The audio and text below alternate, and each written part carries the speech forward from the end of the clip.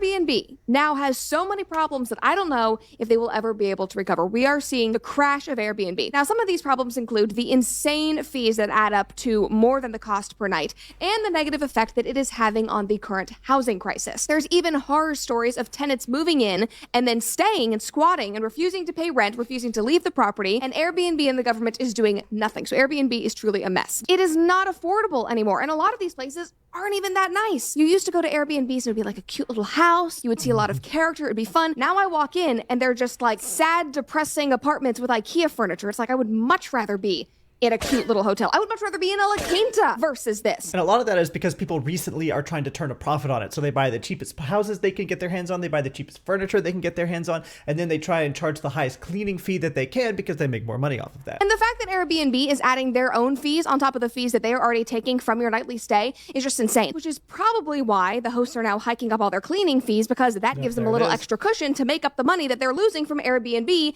taking a huge cut. But it results in it being a terrible experience for the consumer. I am done. I'm telling you guys, I hate Airbnb now.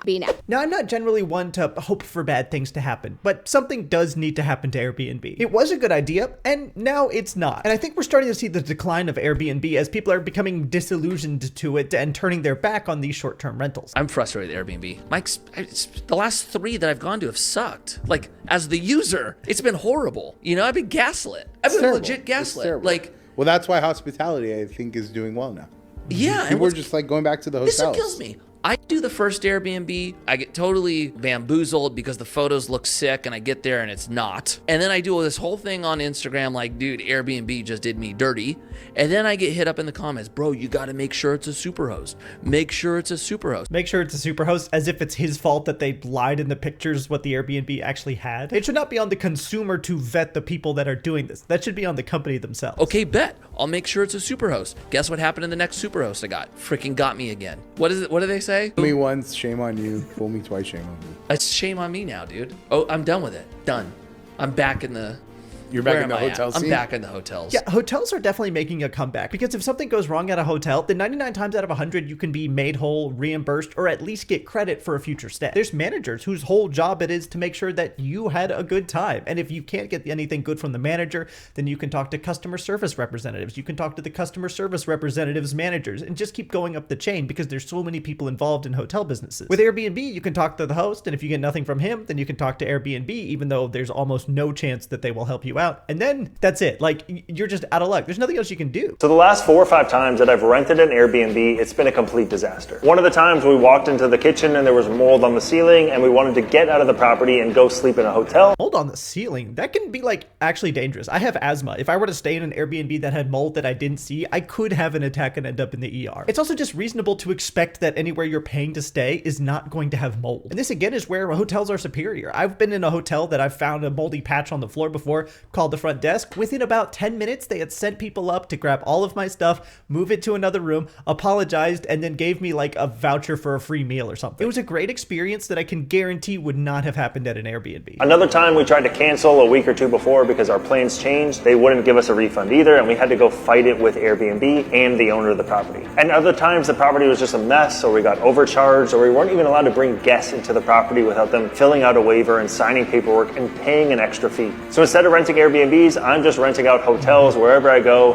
and I could bring friends or family with no extra fee, no extra charge, and if I have a bad experience, they'll give me a full refund right away. Hotels are also so accommodating with refunds. Usually as long as you cancel outside of 24 hours right before the booking, then you can at the very least get credit towards a future booking. I don't think I've ever had an experience where a hotel wouldn't give me a refund when I asked for it, which makes sense because there's so many hotels everywhere that they want to compete. If they say no refund, you're never going to stay at that hotel again because there's another one just as good down the street. I'm having a nightmare Airbnb experience right now, and I'm not sure what to do. Let me tell you what's happening. First of all, the coffee table had termites around the leg, and we knew they were termites because the first day we got here, it was a very small pile, and then a few days on its own, it just grew to this. I took the time to sweep it up and go downstairs and try to get rid of them down the sink so that they wouldn't get on any more wood.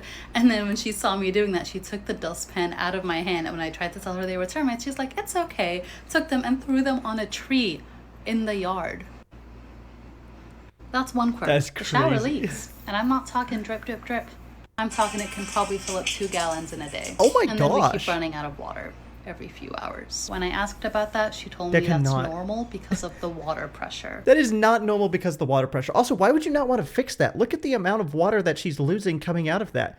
That's crazy. Your water bill has to be astronomical to be losing that much water. Plus, there's like potential damage because you don't want leaks in the house. I mean, stuff can get destroyed because of this. And this is not the first time she's trying to gaslight us into thinking that a problem is not a problem. When we first got here, the Wi-Fi just was not working. We weren't able to get any work done. When I mentioned it to her, especially because she said the speed was 50 megabytes per second before we joined, and we were getting 6. And when I mentioned this to her, she said, no, I can assure you, I've had 5 years of people working here without a problem. And I'm like, there's a problem. I'm sending you screenshots. And she refused to acknowledge it. I specifically asked her to reach out to the provider, and guess what? There was a problem, and the provider fixed it after she had tried to convince me that I was the problem. That's one of those things where it's just so simple to call the provider. It was probably like a 10-minute phone call, and you make the customer happy, which is good because then you get good reviews. There's like no benefit to not just trying to fix the problem. There's a security camera on the balcony door and by the front door, and you would think that that's just for security measures,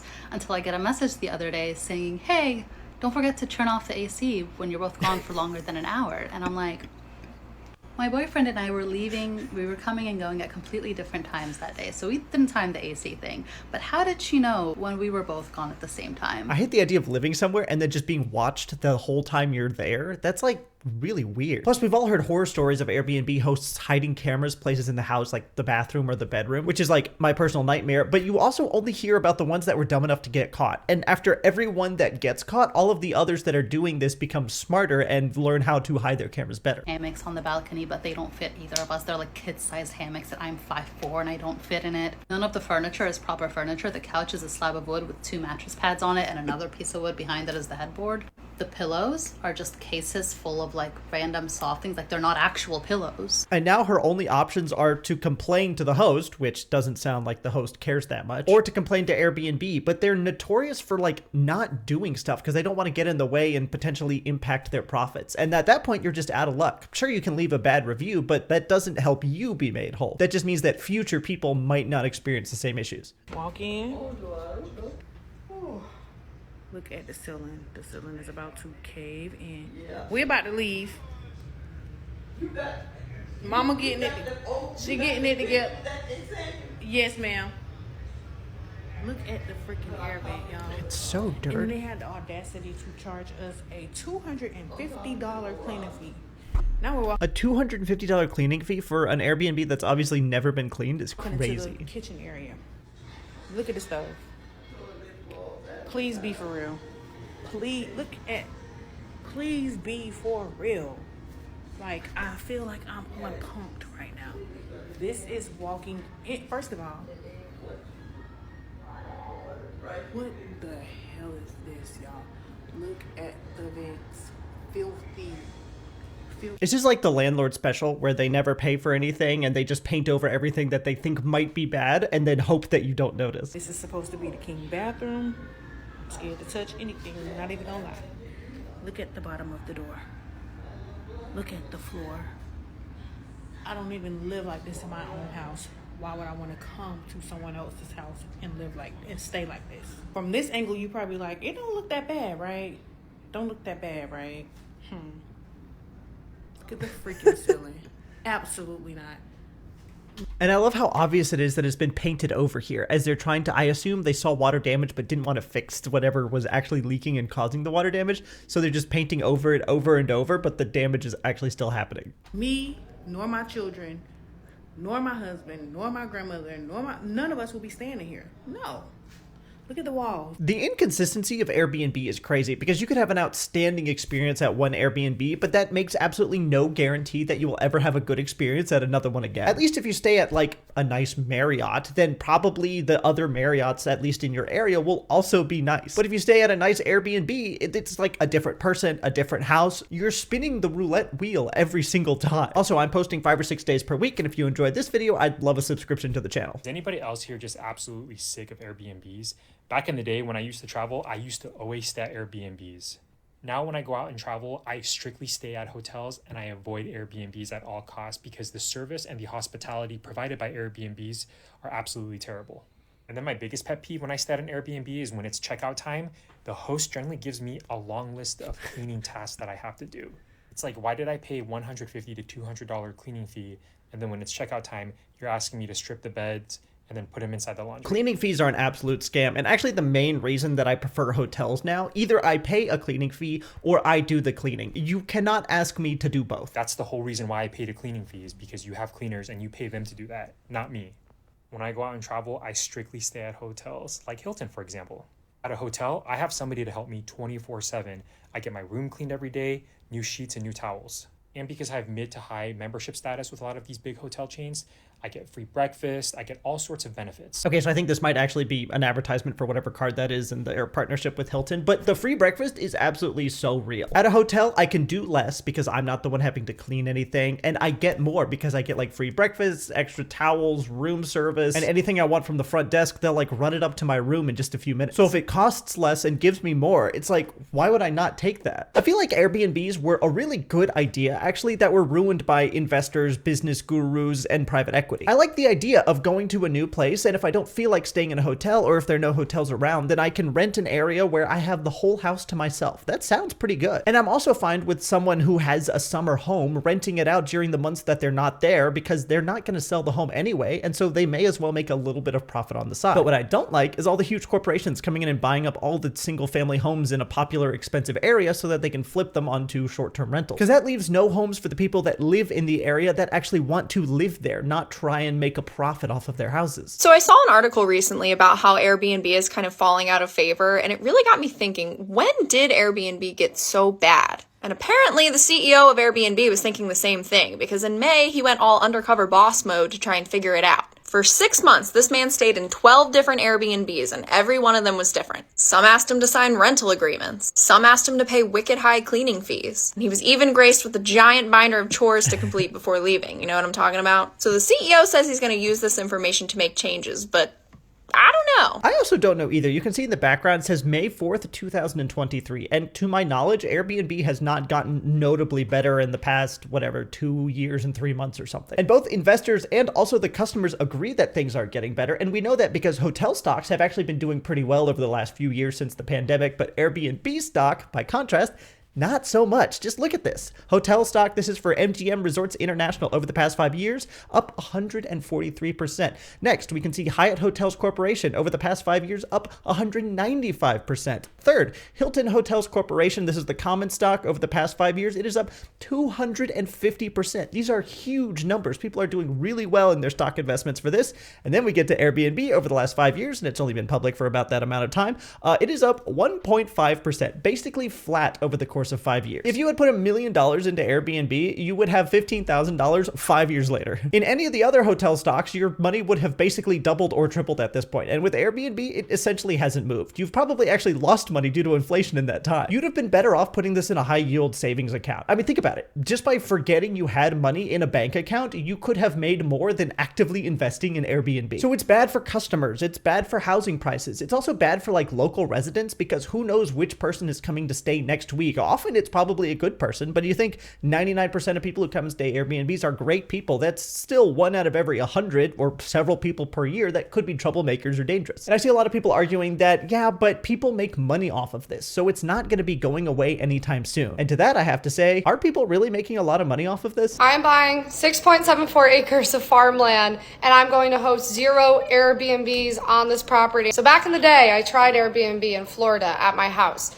I made it nice. I worked with my best friend and my sister. We worked really hard to make this place so nice.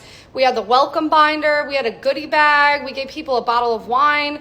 Like, we went above and beyond for this place. I'm not kidding you. Our second guest burnt holes in my beautiful couch, like all over the place, and threw the rug on the floor. So the rug and the couch were totaled. Second guest. When I reported this to Airbnb, they didn't necessarily say they wouldn't reimburse me, but let me tell you, they are not keen on getting you your money back. They don't want to hand any money out. They've become super greedy. So that was a really fun process to go through. Airbnb is essentially like a health insurance company where they've gotten the money, and to have to pay it out, obviously they don't want to do that because that cuts into their profit. So they try really, really hard to not have to reimburse people when stuff like this happens where guests damage the property. Because why would they want that? The money is leaving their account if they do that. And as a result, it becomes a nightmare for hosts to try and get money back, even when they have a legitimate reason to want it. I'm thinking that this is just a fluke, right? The fourth guest decides to squat at the property. It's checkout time. They will not leave. This person is making up really weird things to me in the app, telling me why they can't leave. At one point I was like, you have to go or I'm going to call the police. So I go over with a couple people as backup, because I'm small, to basically sit there and go like, you need to leave now or I am going to call the police, and this is going to escalate like to a place neither you nor I wanted to escalate to. So for the next hour while I'm sitting there, I'm watching these people move out a hoarder situation that occurred in the house in only 2 days. In only 2 days, these people had packed my house like they had lived in it for 5 years. It was like scarring to watch. And that's when I realized I can never Airbnb like something that's personal to me ever again, because people do not respect your space anymore. You also have to imagine that was really expensive to clean up as well. If someone's made a hoarder situation out of your house, presumably it's all been trashed. So now you got to worry about like bed bugs, pests, cockroaches, you know, like all of the things that come with a hoarder house. You now have all of them. That's going to be really expensive to pay for all of the cleaning and replacement of things that were ruined. And that was just the fourth guest. So there's no way that she has turned any kind of a profit. She's already had 2 out of a total of 4 or 5 guests that have trashed the place or caused damage in some way. Y'all know I've been doing Airbnb for like 3 years now. And last summer I had a reservation for this guest that wanted to book 2 bedrooms with me. Cool. So I had it set up and everything. I had their whole reservation put in and all that stuff. So anyway, bro, these people decided to stay at the reservation. Everything was cool, all that stuff, right? But this is where things went bad.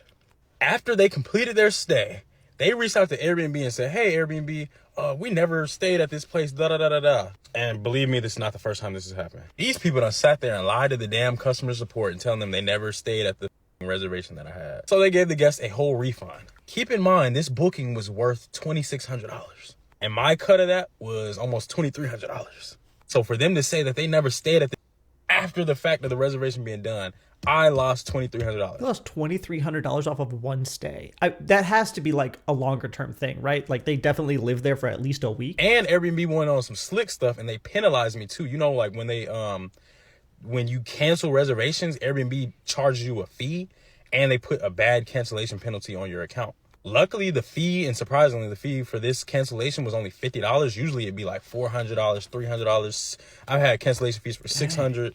It's very bad to get a cancellation fee. So essentially, he paid Airbnb money for someone else to come into his house and stay in his property for a week for free. That is rough. But anyway, so pretty much these people lied. They got a refund from Airbnb. Airbnb really didn't even reach out to me or ask me no details about this.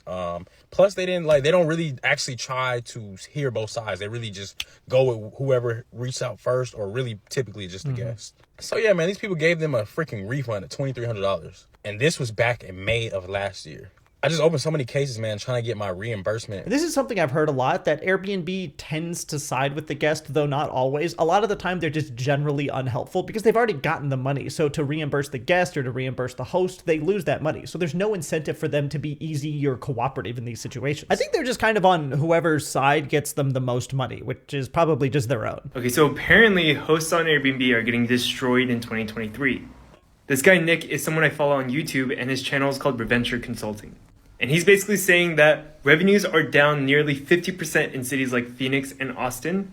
So what he did is he compared May of 22 average revenue to the average revenue for exactly a year later in May of 2023.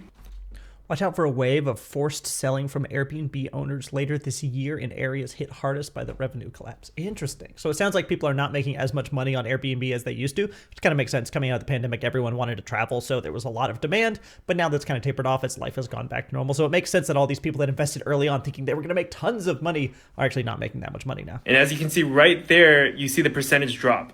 2021 was, like, in my opinion, a huge travel boom. Everybody was cooped up in 2020 and they wanted to travel, but they couldn't fly, so they traveled domestically. There's one thing that is truly undeniable. and that is that the overall supply of these Airbnbs has increased dramatically since 2020. I also think there's been an issue of people being sold this idea of passive investments. Like, oh, all you have to do is you take out a loan, buy an Airbnb, and then people staying at the Airbnb will pay for everything. They'll pay for the mortgage and the cleaning, and then you just hire another company that comes in and takes care of like the actual property management. Boom, you just sit back and collect hundreds or thousands of dollars per month, when in reality, that's not at all what's happening. There was an initial gold rush when it was a hot new idea that worked really well. And then people tried turning it into like big businesses, and that's what brought it all down. The only people really making money here are the gurus selling courses on how to make money passively on Airbnbs. I'm quitting Airbnb. It just doesn't make sense anymore. Something changed recently, and it is the nail on the coffin for Airbnbs in California. SB 584 is presenting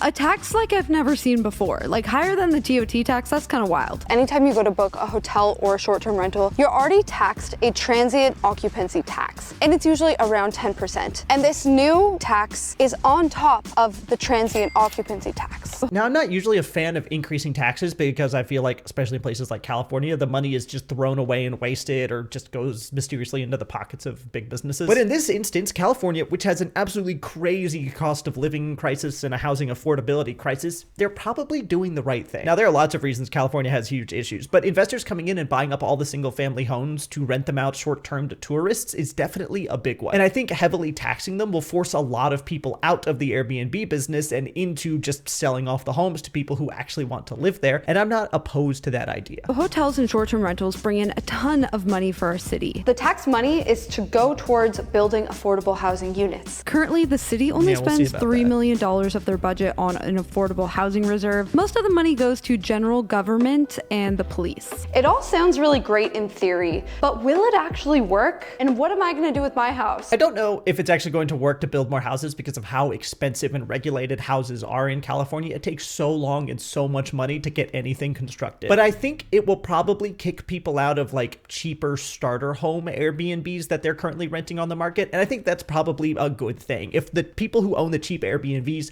are forced to sell, people with cheap Airbnbs will be forced to sell. And that's absolutely fine with me because they will no longer be profitable due to the extra tax. However, the more expensive Airbnbs for like rich people to come in and stay at will probably increase in price. But if you could afford to spend $1,000 a night on an Airbnb, you can probably afford to spend $1,200 a night on Airbnb. I think it's helping a lot more than it's harming in this case. And California actually isn't the only place that's doing this. A lot of cities or sometimes even whole countries are looking into the impact that Airbnb is having on their housing prices and considering passing laws to try and counteract that. There's no denying Airbnb has transformed the experience of travel. With over 150 million worldwide users, the company has created a niche demand outside of hotel stays and vacation rentals, but has a rise in short-term bookings also contributed to a growing housing crisis. Queen City News Chief Business Correspondent Taylor Young joining us this morning. And Taylor, before we talk about the local impact, just this week we know that there was a major ruling out there against Airbnb regarding the very same issue. Yeah, essentially the entire country of Spain has ordered Airbnb to remove 65,000 bookings across the entire country of Spain.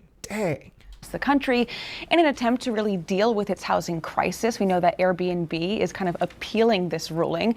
But over the last couple of years, I mean, we've seen several other countries and cities take similar measures, proof that this issue is not unique to the U.S. But let's. And I do actually know that a lot of other places are doing this. Copenhagen has recently limited the amount. Berlin, Germany has also, Paris, France, and then a bunch of places in the UK because the housing in those cities is just so expensive. Focus on the U.S. and the ongoing housing shortage.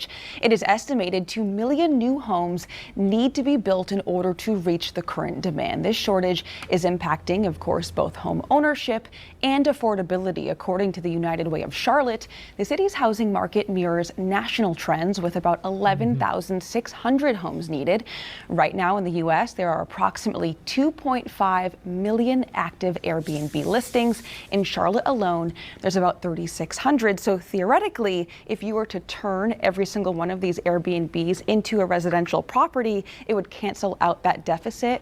But it is a little bit more complicated than that. I agree. It's definitely a little more complicated than that. You don't want every Airbnb to be kicked off the market because they are offering a service that people want. It becomes a problem when houses only exist to be short-term rentals and nobody can own anything outside of the top few percent because they're rich enough to buy all of these houses. There definitely needs to be a balance that's struck between short-term rentals so that people can come into places and boost local economies through tourism and the all the locals are getting kicked out because all of the business people came in and bought up all the houses, and so now they can't live there anymore. Okay. Are there any restrictions in Charlotte so far, Taylor? So Charlotte is considered extremely lenient when you compare it to other major cities in the U.S. You don't need to necessarily be an in-state resident. You also don't have to have lived in that property for a certain period of time, although you do need to register that property and make sure it's, up to par with building standards.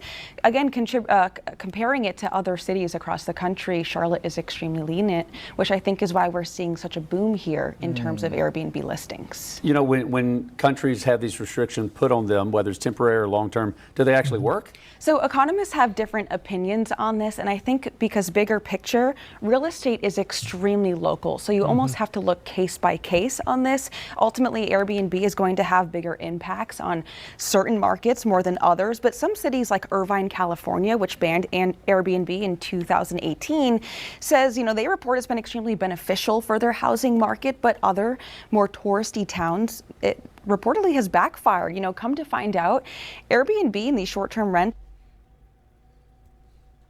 have helped boost local economies. They bring in tourism that helps local businesses. So again, it's really case by case. Exactly. You need to balance tourism, and usually people who have the means and the money to go on tours are more likely to spend that money. But you need to balance that with the local population not being so devastated by housing prices skyrocketing. I mean, if you want a prime example, just look at Puerto Rico. They are inviting tons of really rich people in by offering them a bunch of tax breaks, which you think would really boost the economy, and it kind of is. But on the flip side, all of the local people are now being priced out of their own home because all the rich people are coming in and buying up all the real estate. But then you look at other places where Airbnb has presumably allowed local businesses to really thrive because it's so accessible to come into that area, rent a place, and stay for a bit. And then if you just take all of that away, well, then those rentals are gone overnight, along with the people that were coming and spending money. Makes sense. In a lot of those touristy towns, more visitors there spend more money. What happens to these homes when Airbnb is banned or restricted? Does the home go back on the market? So I think we have to keep in consideration what these properties mean for their owners. While over the last couple of years, we have absolutely seen a wave of homeowners buying up properties just to list them on Airbnb, but the majority of these units that are out on the market right now are people's secondary homes, their vacation rentals. So if we were to ban Airbnb in some of these places, these properties would not necessarily just end up back on the market. I hear this argument a lot where it's like, oh, not every house is going to end up back in the market, which is absolutely correct. Not all of them will. But then that's extrapolated too, so you can't ban any of them because you don't know who you're actually harming. It is actually a pretty easy solution. All you have to do is say that any house can only be rented as a short-term rental for a certain number of days. Give it 90, 60, 120 days out of the year. That way people who are going to keep the house either way can earn a little money off of it, and the people that are just coming in as investors are not going to be able to rent it for a long enough time for it to actually make a profit. This is actually a pretty easy problem to solve, and I think the people who are arguing this are just not doing so in great faith. So that's the Airbnb situation. It kind of sucks for Airbnb, and it kind of sucks for the people owning Airbnbs, and it kind of sucks for the consumers of Airbnb, and it kind of sucks for the local residences in the places where Airbnb is buying everything up. Thanks for watching.